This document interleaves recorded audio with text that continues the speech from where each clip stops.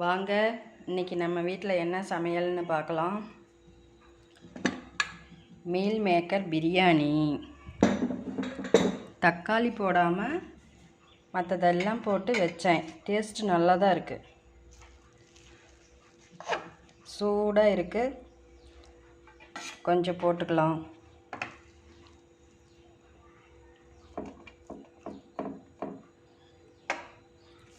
அடுத்ததாக நம்ம வீட்டு செடியிலேயே ஒரு 4 கத்திரிக்காய் தான் இருந்துச்சு. அதை பொறிச்சு சிம்பிளாக ஒரு டிஷ் பண்ணிட்டேன். அதை கொஞ்சம் போட்டுக்கலாம். அப்புறம் எப்பயும் நம்ம வீட்டில் ரெடியாக இருக்கிற தயிர், அது கொஞ்சம் போட்டுக்கலாம்.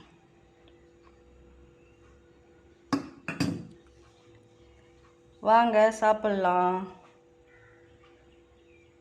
எங்கள் வீட்டு சாப்பாடு சிம்பிள். வாங்க சாப்பிட்லாம்.